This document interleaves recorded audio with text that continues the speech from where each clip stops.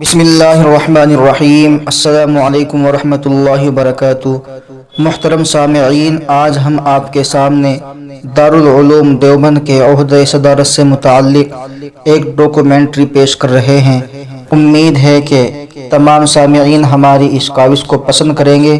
محترم ناظرین، دارالعلوم دیوبند میں صدارت تدریس کی مسند پر ہمیشہ ایسے علماء فائز رہے ہیں جو علم و فضل، خصوصاً علم حدیث کے ساتھ زہد و تقوی اور سلوک و معرفت میں یگانہ روزگار سمجھے جاتے ہیں۔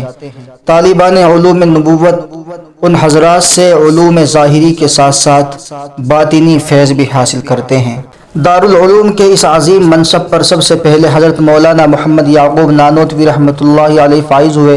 انہوں نے اپنے والد ماجد حضرت مولانا مملوک علی رحمۃ اللہ علیہ اور حضرت شاہ عبد الغنی مجددی دہلوی رحمۃ اللہ علیہ سے علم حاصل کیا۔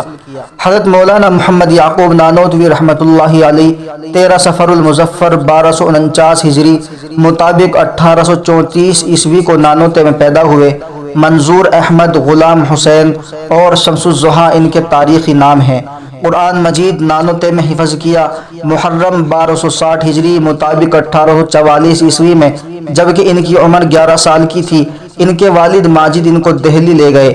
میزان، منشعب اور گلستہ سے ان کی تعلیم شروع ہوئی۔ تمام علوم متداولہ اپنے والد ماجد سے حاصل کیے، البتہ علم حدیث کی تحصیل حضرت شاہ عبد الغنی مجددی رحمۃ اللہ علیہ سے کی۔ علوم منقول و معقول میں اپنے والد ماجد کے مثل تھے۔ ذی الحجہ 1267 ہجری مطابق 1851 عیسوی میں حضرت مولانا مملوک علی رحمۃ اللہ علیہ کا انتقال ہو گیا۔ اس کے 1 سال بعد تک دہلی میں قیام رہا۔ اس کے بعد اجمیر کے گورنمنٹ کالج میں ان کا تقرر ہو گیا۔ مکتوبات یعقوبی میں لکھا ہے، اجمیر میں 30 روپے پر ملازم ہو کر تشریف لے گئے۔ اس وقت آپ بہت کم عمر تھے۔ اجمیر کالج نے دیکھ کر کہا، مولوی تو اچھا ہے مگر نو عمر اور کم سن ہے۔ پرنسپل کی سفارش پر آپ کو ڈپٹی کلکٹر کا عہدہ دیا گیا مگر آپ نے قبول نہیں کیا۔ بعد ازاں آپ کو 100 روپے ماہوار پر بنارس بھیجا گیا۔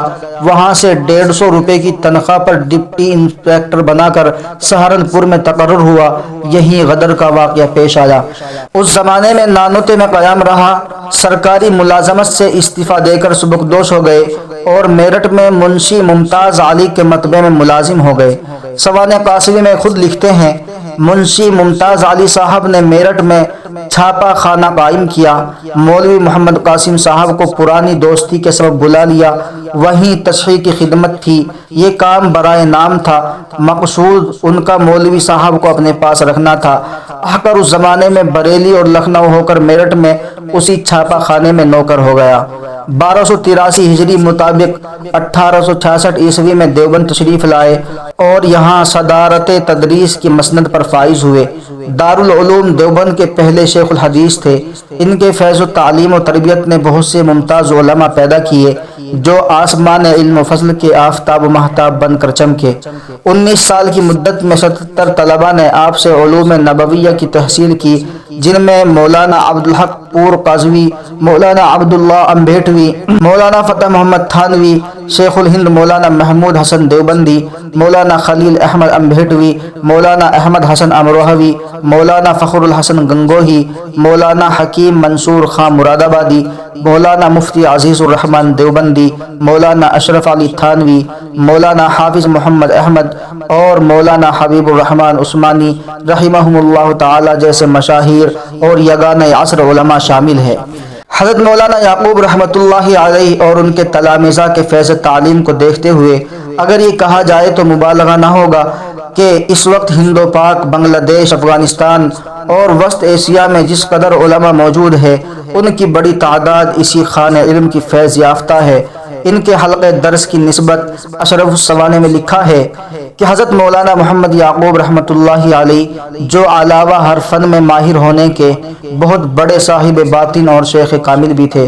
حضرت مولانا اشرف علی تھانوی علیہ الرحمہ نے مولانا ممدوح سے بڑے بڑے فیوز و برکات حاصل کیے ہیں اور زیادہ تر علوم عجیبہ و غریبہ انہی سے حاصل فرمائے ہیں، اور مولانا کے اکثر اقوال و احوال اور حقائق و معارف نہایت لطف لے کر بیان فرمایا کرتے ہیں، اور آنکھوں سے زار و قطار آنسو جاری ہے۔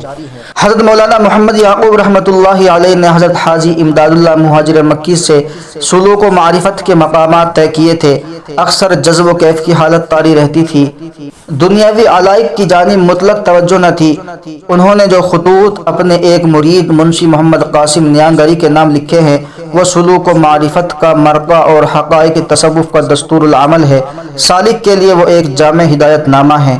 باوجود کہ مزاج میں جلال اور جذب کا غلبہ تھا، اور اس رعب و اثر کا یہ عالم تھا کہ لوگ بات کرتے ہوئے گھبراتے تھے، مگر آپ ہر شخص سے نہایت اخلاق اور تواضع کے ساتھ پیش آتے تھے۔ اپنے بزرگوں کی طرح مزاج میں بڑا استغنا تھا، جس کا اندازہ اس واقعے سے کیا جا سکتا ہے کہ ایک صاحب نے جن کو مولانا کے مزاج میں بڑا دخل تھا عرض کیا، فلاں نواب صاحب کی بڑی خواہش ہے کہ ایک مرتبہ آپ ان کے یہاں تشریف لے جائے۔ مولانا نے فرمایا، ہم نے سنا ہے کہ جو مولوی نواب صاحب کے یہاں جاتا ہے، نواب صاحب اس کو 100 روپے دیتے ہیں۔ ہمیں وہ خود بلا رہے ہیں، اس لیے شاید 200 روپے دے دے۔ 100-200 روپے ہمارے کتنے دن کے ہیں، ہم وہاں جا کر مولویت کے نام پر دھبا نہ لگائیں گے۔ مکتوبات یعقوبی کے دیباچہ نگار حضرت امیر احمد عشرتی لکھتے ہیں، آپ کے صدہا شاگرد و مرید اور شاگردوں کے شاگرد بلاد ہندوستان، کابل، بخارا وغیرہ میں موجود ہے۔ آپ جامع علوم معقول و منقول ہے، فاضل اجل اور عالم ہونے کے علاوہ سالک و مجذوب بھی تھے، اور جیسے کہ آپ روحانی طبیب تھے، اسی طرح امراض ظاہرہ کا علاج بھی کرتے تھے۔ آپ نہایت خوش وضع، خوش خلق، خوش خو، خوش لہجہ اور خوش گفتگو تھے، بڑے صاحب کمال اور مکاشفات تھے۔ آپ سے بہت پیشین گوئیاں صادر ہوئی، جن میں بعض کا صدور ہو چکا ہے، جو باقی ہے ان کا انتظار ہے۔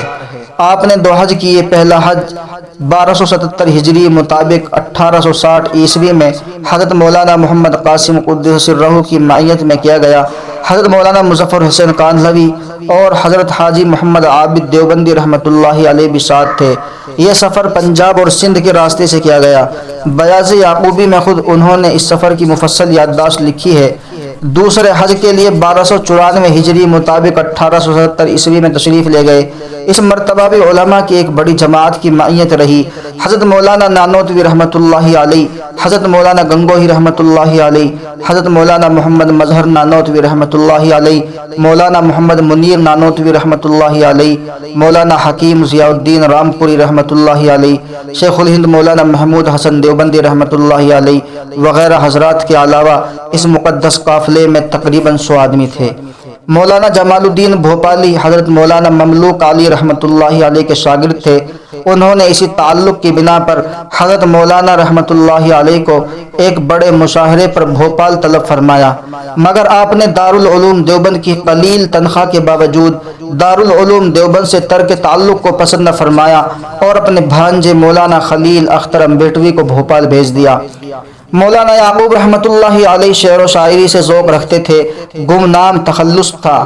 انہوں نے دہلی میں بزمانہ طالب علمی غالب مومن ذوق صحبائی اور آزردہ جیسے یگانہ روزگار شعراء کو دیکھا تھا، اور ان کی مجالس سخن کے ہنگاموں سے ان کے کان آشنا تھے۔